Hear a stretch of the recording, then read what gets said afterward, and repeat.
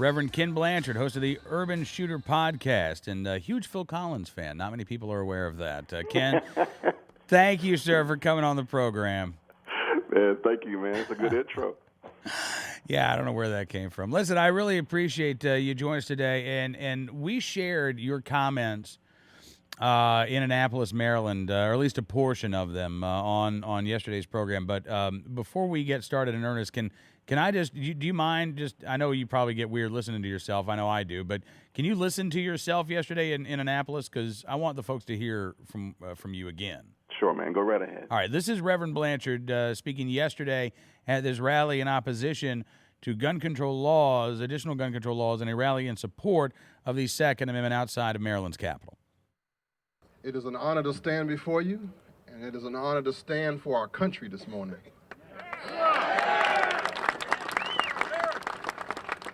As a former Marine, I was hoping I'd hear that this morning, and a shepherd of a church, I stand before you to let you know that you were in the right place at the right time. Sometimes good people have to take off from their jobs, take away from their families to stand for something that's right. This is the right thing to be.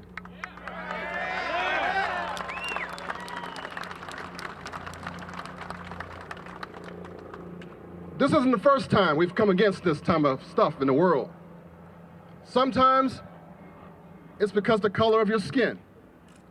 Sometimes it's because of where you're from. Sometimes it's just because you don't make enough money. This time it's because we decide to keep and bear arms. It has nothing to do with anything our founders started. They made a special effort to put in the Second Amendment so that we would be different from any place else in the world. Do not let that go down.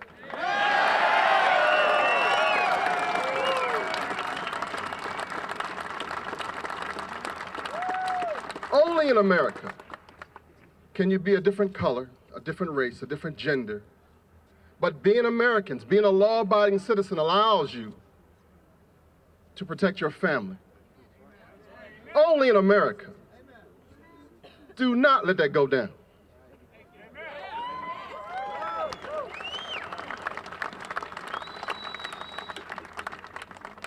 I'm a podcaster. I talk every week. I'm singing and joking and telling stories. But the story I want to tell is that this time, my people saved the Second Amendment in Maryland. Amen. It's not about guns. It's about freedom.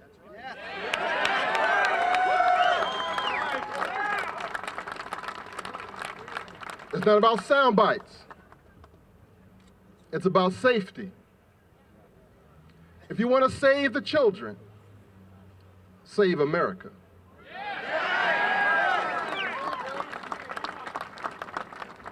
You might not have walked with Martin Luther King. You might not have been in a whole bunch of struggle in the late 60s. But this is a civil rights issue as well. Stand today. Talk today. Don't stop what you're doing right now, because together we can, almost said it, can get to the promised land.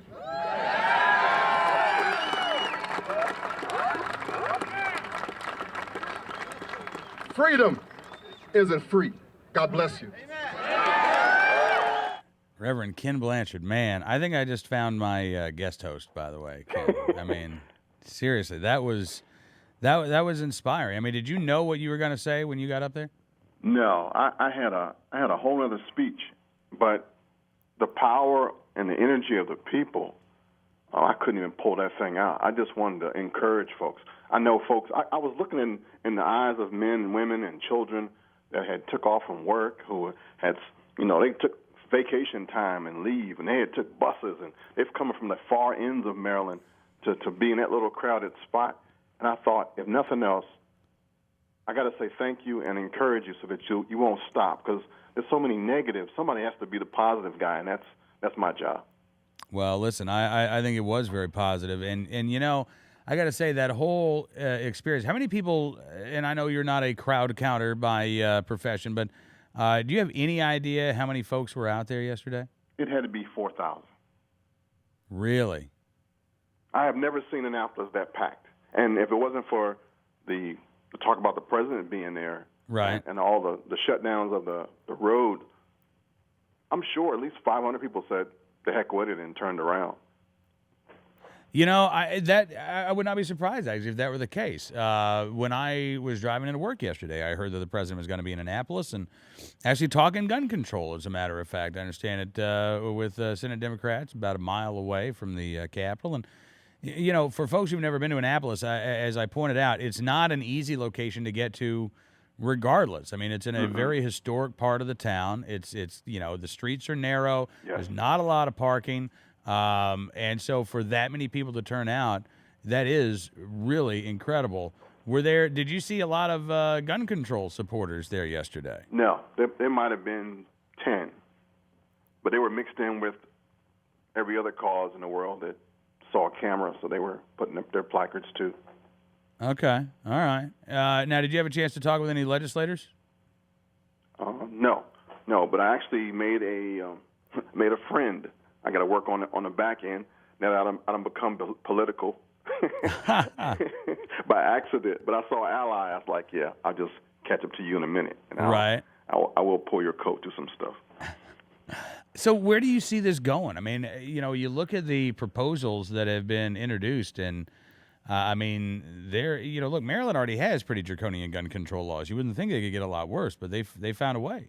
Yeah, this guy just decided to throw everything he had up on a wall and see what stick. And we have to pay attention to that kind of stuff because he was trying to outdo New York. He was trying to outdo Chicago, and it was like a one-upmanship of extremism. So we got to fight it all. No, don't let anything go. That reasonable stuff is shot. We've passed that point. Well, look, you know, I mean, have you heard, Ken, anything proposed that sounds reasonable? Nothing. Not one piece of it. Because I think that's you know, look, I mean, we see these folks, you know, try to define these terms, whether it's assault weapon, whether it's large capacity magazine, whether it's common sense or reasonable. They try to define these terms. And it, just as their definition of assault weapon really translates to gun I'm trying to ban. Yeah. You know, their definition of reasonable is something I know you guys won't want, but I really do want it. The best part of it, though, was when I got a chance to testify. I had listened for a couple of hours of what had been said, and when the chairman said, "Okay, why do I need a high-capacity magazine?" And I said, "Just functionality." I said, "You know, I'm not going to get fancy with you, but if I'm at the range, me and you are shooting, and I don't want to have to load like a whole bunch. You'll hurt your fingers." And she started laughing, and I thought, yeah, now you understand. And then I said, well, and then why buy a Porsche that goes 200 miles an hour for a 55-mile-an-hour speed limit? And she started laughing again. I thought, yeah, the light bulb just went on, and you don't know what to do with yourself. Now, what about the legislator who apparently was playing chess while the hearing was going on? Do you see that on the right? computer? Yeah, that's the hardest thing to stomach. When you take all that time, you wait in line, you crowd yourself in a room to see the legislative process and folks that you might have even voted for, and you watch how they get up and leave and don't care and play chess on their computers, and it's a shame. It's a shame that what happens, and it can turn you off from wanting to even be involved. Yeah, no, I can imagine. Jamie Raskin was the legislator, and you know, we saw this up in Connecticut actually. Yeah. At the first gun violence hearing, you had a legislator who was checking Facebook and you know, laughing and, you know, pointing out things on the computer with one of her colleagues there, and you know, it is disappointing, Ken, because you can't help but get the impression that these lawmakers aren't taking this nearly as seriously as their constituents are. No, it's a game to them. It's a win and a lose to them. They don't care about the issue. They don't care about anything that we're suffering about. It's just, let's propose some stuff, and if we win, then we can put it on our sheet as a win. But the the details. We're in the details. Yeah, absolutely right. And look, I mean, you've heard Wayne LaPierre and others talk about the fact, look, these folks, most of them, not all of them, but these folks are doing okay. They may live in decent neighborhoods. They may have security. They may not worry about their personal safety quite as much as some of their constituents do.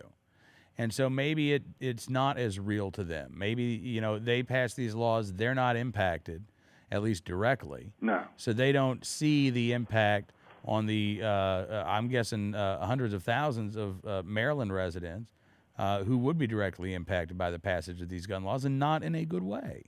We have people who are voting for stuff that when they said they want to limit the amount of magazines, was thinking, what subscriptions can we not have anymore? What magazines are they trying to ban that we can't read? Their brains were in a whole different zone. Right. Wow. But those are our legislators. And these are, the sad thing is those legislators, Ken, probably would be less supportive of a ban on magazines that you could read than they would be on, magazines for firearms. So they're asking questions based on crazy stuff. And we're fighting on facts and truth, and we're debating even in the crowd. There's people talking about, well, I think I'm going to use a 308 the next time I hunt, and the legislator or the person that we put in office doesn't have a clue what we're talking about. Right. But they have the power of the gavel. Talking with Reverend Kenn Blanchard, and Ken, how do you think yesterday went overall? Well, really, really well. It was the turnout messed them up. I mean, they were freaking out at the first hour, and folks kept coming. I was like, yeah. Well, that's fantastic to hear. And listen, Ken, I'm glad you could join us on the program, sir. Thank you again for everything you're doing.